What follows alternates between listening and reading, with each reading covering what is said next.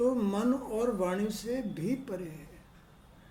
भगवान ये मनुष्य का रूप धारण करके अपनी लीलाएं करते हैं। भगवान क्या लीलाएं करते हैं, क्यों करते हैं, ये किसी को कुछ भी पता नहीं है। ये हमारे स्त्री पुरुष के रूप में भगवान ही तो अपनी माया को धारण करके शरीर धारण करते हैं, स्त्री का पुरुष का, और इसमें स्वयं ही लीला करते हैं, विहार करते हैं। फिर घबराने की क्या बात है, डरने की क्या बात है, अज्ञानता की क्यों जरूरत है भाई? क्यों डरते हो, क्यों अज्ञानता में घुसते हो? ये तो सब भगवान ने बनाया है। भगवान इसके अंदर विहार कर रहे हैं, घूम रहे हैं, रचना कर रहे हैं। आगे तुम्हारा शरीर बना, अच्छा बनाओ, सबको आना है, जाना है। माने कि भगवान सबका शरीर खुद रचते हैं, संसार खुद रचते हैं, और यहाँ वही विहार करते हैं आदमी के रूप में, स्त्री के रूप में, वही विहार करते हैं। मायावी जीवन जीते हैं, भगवान ही मायावी जीवन जीते हैं। अब इसमें दो बातें आती हैं, दुख की और सुख की, जीने की और ना जीने की। कोई जीना जानता है, कोई जीना नहीं जानता है। ये सब फसल है, उनका बिहार है, उनकी खेती है। किसमें कैसी खेती बोते हैं, किसके साथ कैसा बिहार करते हैं, लेकिन वो तो सत्य है। इस बात को भी इंसान नहीं पहचानता कि वो हमसे परे कुछ भी नहीं कर रहा है, सिवाय हमारे अनुसार ही सब कुछ कर रहा है, लीला कर रहा है, बिहार कर रहा है, खेती बो रहा है, फसल उगा रहा है, भोगने को दे रहा है। ये सब हमारे ही अकॉर्डिंग ईश्वर कर रहा है, जो उन्होंने धारण किया हुआ है।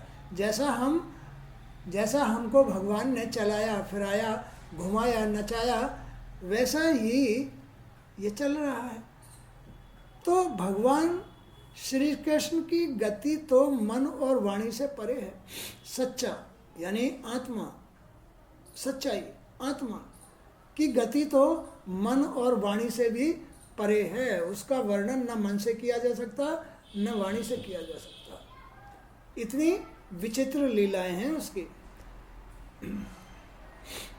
भगवान श्री कृष्ण का मनुष्यों के समान जन्म लेना, अनेकानेक लीलाएं करना, फिर उन्हें स्मरण कर लेना, उनकी माया का ही विलास है। स्मरण कर लेना माने उन्हें धारण कर लेना।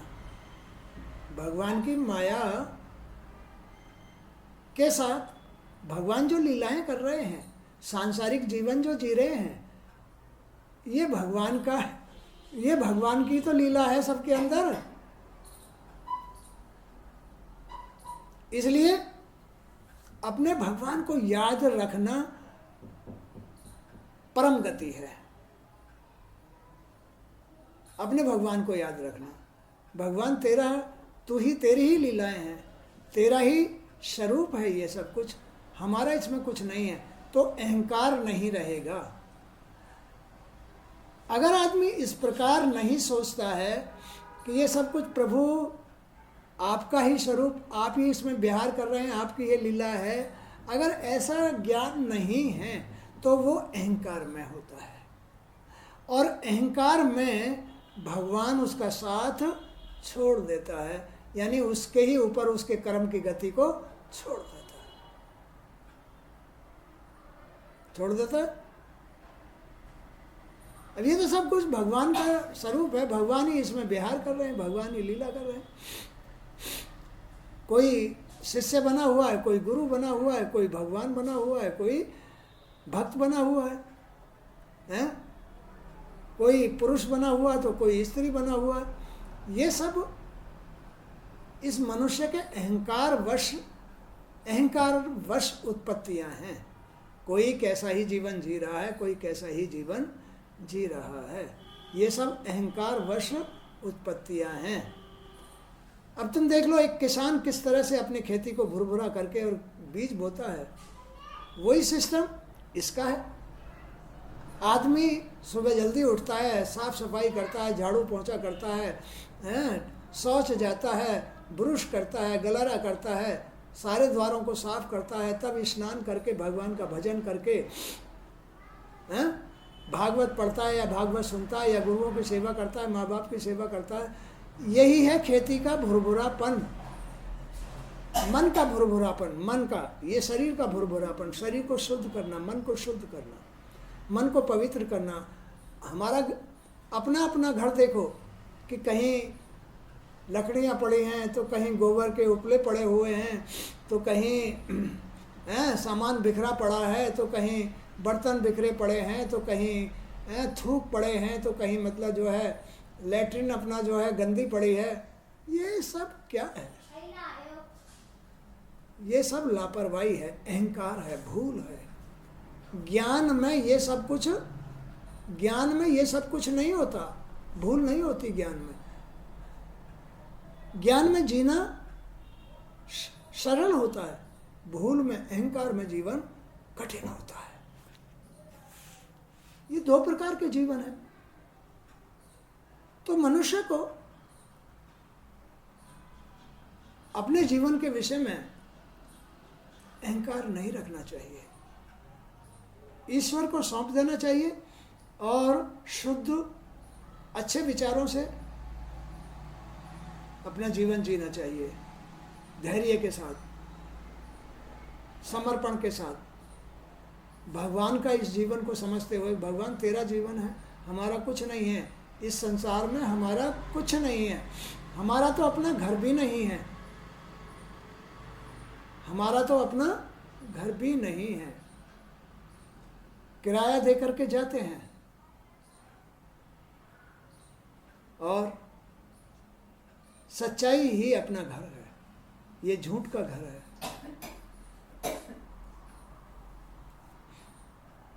तो भगवान श्री कृष्ण की गति तो मन और वाणी से परे है। भगवान का मनुष्य के समान जन्म लेना, भगवान का मनुष्य के समान जन्म, भगवान ही माया को धारण करके मनुष्य जैसा जन्म लेते हैं, अनेकानेक लीलाएं करते हैं। वही भगवान माया को धारण करके मनुष्य जैसा जन्म ले करके फिर अनेकानेक लीलाएं करते हैं। अब इस मनुष्य शरीर से परे जो उनका शरीर है, उसमें यह शरीर नहीं है, वो तो आत्मा है, वो तो प्रकाश है। लेकिन वो ऐसा शरीर रच सकते हैं, ये करिश्मा है उनके अंदर। वो हंस जैसा शरीर रच सकते हैं, वो इतनी बड़ी गंगा जी बहा सकते हैं, इतना बड़ा समुद्र बना सकते हैं, वो कुछ भी बना सकते हैं, उनके अंदर ये पावर है। सर्वशक्तिमान है, सर्वगुण संपन्न है, वो आत्मस्वरूप है, उनको ही आत्मा कहते हैं, उनको ही परमात्मा कहते हैं, उनको ही ज्ञान कहते हैं, उनको ही आनंद कहते हैं, उनको ही अनुभव कहते हैं, उनको ही सुख कहते हैं। जब जब वो तुम्हारे पास होते हैं, जब जब तुम्हें अहंकार आता है, तब तब तुम दुखी होते हो। अहंकार में ही आदमी को दुख आता है। अहंकार भूल है आदमी की, अपने आप को भूल जाना, अपने स्वरूप को भूल जाना, भगवान की लीलाओं को भूल जाना, ये आदमी का दुख है, अहंकार है। तो भगवान श्री कृष्ण की गति तो मन और वाणी से परे है। भगवान का मनुष्यों के समान जन्म लेना, भगवान का मनुष्यों के समान जन्म लेना, भगवान मनुष्य के समान जन्म जब ही ले सकते हैं जब जैसे हम तुम बच्चों की उत्पत्ति करते हैं, माने कि माया को धारण करना, भूल को धारण करना। भगवान कोई भी बच्चा पैदा नहीं करता है, वो तो अकेले हैं तो अकेले ही हैं, वो सत्य हैं तो सत्य हैं, वो अटल हैं तो अटल हैं, वो दूसरा कोई नहीं है। वो तो अपनी लक्ष्मी को भी अगर वो तो लक्ष्मी भी नहीं है। वो तो जब लक्ष्मी को भी प्रकट करते हैं तो भी माया को धारण करते हैं, तब लक्ष्मी को पैदा करते हैं, सरस्वती को पैदा करते हैं, गौरी को पैदा करते हैं। इन सब की उत्पत्ति ब्रह्म और शक्ति जगत जननी से होती है। आदमी के अंदर, स्त्री के अंदर जो प्रकृति होती है, ये स्त्री ही आदमी का अंतःकरण होती है। अंतःकरण मन, बुद्धि, चित्त, वाणी और दृष्टि, ये स्त्री का संयोग होना, स्त्री का पवित्र होना, मन से पवित्र होना, कर्म से पवित्र होना, धर्म से पवित्र होना, ये आदमी की जीत होती है। स्त्री का मन से, बुद्धि से, सोच से, कर्म से, भाव से, चित्त से पवित्र होना आदमी की कामयाबी कहलाती है। क्यों? जो स्त्री पवित्र है मन से, बुद्धि से, वो भगवान ने ही तो रची है, लक्ष्मी स्वरूप है। भगवान ने उसको, उसके घर में लक्ष्मी भेजी है। किसके लिए? अपने लिए, अपने लिए, क्योंकि वो आदमी भी तो उनका ही स्वरूप है, लक्ष्मी उनकी माया है। तो आदमी का सौभाग्य है, भगवान स्त्री के माध्यम से, जो स्त्री लक्ष्मी स्वरूप होती है वो भाग्यशाली होता है, भाग्यशाली होता है।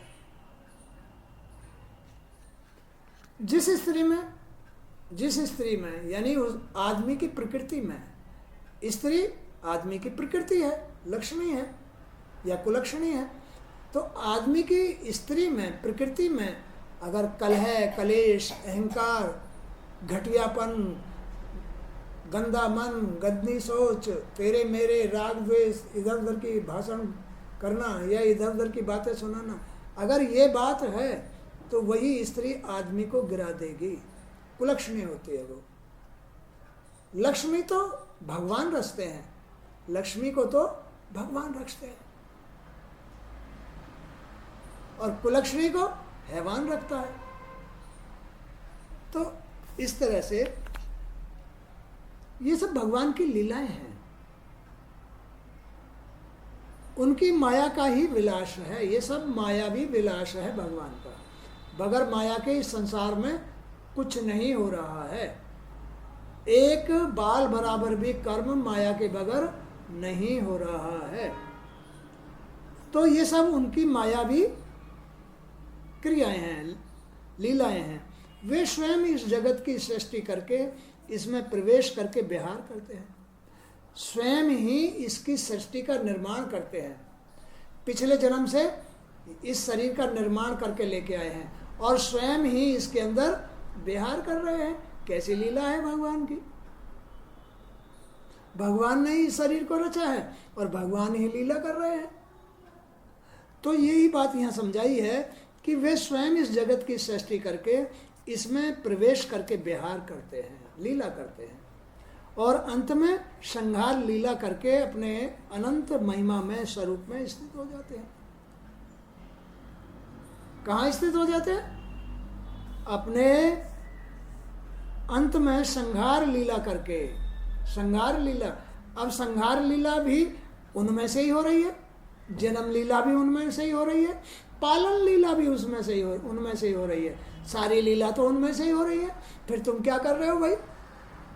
तुम भूल कर रहे हो, रात दिन भूल कर रहे हो, रात दिन तुम गलतियां कर रहे हो, ये कर रहे हो, इससे ज़्यादा तुम क्या कर रहे हो? क्योंकि तुम माया में हो, उनकी माया में हो। तुम भजन नहीं करते हो, तुम उनका ध्यान नहीं करते हो, तुम उनका एहसान नहीं मानते हो, तुम उनकी उनमें श्रद्धा नहीं रखते हो, इसलिए तुम कुछ नहीं कर रहे हो। और जो आदमी इस बात को समझ लेता है कि हम कुछ नहीं कर रहे हैं, सब कुछ भगवान अपनी विहार लीला कर रहे हैं, तो फिर वो दुखी नहीं होता है, उसके पास अहंकार नहीं होता है, वो ईश्वर में, ईश्वर की लीला से खुश होता है। हे भगवान सब ये तेरी लीला है, ये सब तेरी मायावी लीलाएं हैं। संसार में जो भी उत्पत्तियां हो रही हैं वो सब आपकी ही बिहार लीलाएं हैं, मायावी लीलाएं हैं। जो भी चाहे गेहूँ उपज रहा है, चना उपज रहा है, मटर उपज रहा है, या जो भी कुछ उत्पत्तियां हो रही हैं, सोना चांदी गहना, जो भी साड़ी लहंगे हैं, कुर्ती पजामे, सब कुछ जितने भी पैदा हो रहे हैं ये सब भगवान की मायावी बिहार लीलाएं हैं। कोई राजा बनना है, कोई फकीर बनना है, कोई कुछ कर रहा है, कोई कुछ कर रहा है, ये सब भगवान की मायावी लीलाएं हैं। इस संसार को किस तरह से चलाना चाहिए भगवान जानते हैं, आदमी नहीं जानता है। अहंकार नहीं जानता है कि संसार को कैसे चलाया जाता है। संसार को चलाने वाले, संसार में विहार करने वाले इसके अंदर बैठे हुए हैं, वो इसका सृजन करते हैं, निर्माण करते हैं। तो वे स्वयं इस जगत की सृष्टि करके इसमें प्रवेश करके विहार करते हैं और अंत में संहार लीला करके अपने अनंत महिमा में स्वरूप में स्थित हो जाते हैं। मैंने तुम्हें देवताओं के भी आराध्य है देव भगवान श्री कृष्ण की जन्म लीला और कर्म लीला सुनाई है। भगवान श्री कृष्ण की जन्म लीला, कैसे भगवान जन्म लेते हैं, माया को धारण करके जन्म लेते हैं। श्री कृष्ण आत्मा परमात्मा माया को धारण करके जब श्री कृष्ण का जन्म लिया था, तो भगवान, मैंने तुम्हें देवताओं के भी आराध्य देव भगवान श्री कृष्ण के जन्म लीला का वर्णन सुना दिया कि भगवान श्री कृष्ण ने कैसे जन्म लिया था, अपनी माया को धारण करके, संसार में माया को धारण करके, राधा को धारण करके। राधा के बगैर जन्म नहीं होता है। भगवान श्री कृष्ण ने राधा को, राधा ही उनकी माया है, लक्ष्मी उनकी माया है, वही लक्ष्मी नारायण है। तो भगवान श्री कृष्ण ने अपनी माया को ओढ़ करके तब श्री कृष्ण के रूप में जन्म लिया। और उनकी कर्म लीला, कैसे वो कर्म लीलाएं करते हैं, वो वही तो अहंकार के अनुसार लीलाएं करते हैं, वही अहंकार से परे शुद्ध लीलाएं किया करते हैं। दोनों प्रकार की लीलाएं वही करते हैं इस संसार में। इस संसार के लिए, इस संसार को सुरक्षित रखने के लिए, इस संसार को बनाए रखने के लिए, इस संसार को चलाने के लिए वो मायावी लीलाएं किया करते हैं, मायावी व्यवहार किया करते हैं। घर गृहस्थी को बनाए रखने के लिए, घर गृहस्थी को चलाने के लिए, घर गृहस्थी में सुख शांति के लिए वो सब कुछ ये लीलाएं व्यवहार किया करते हैं।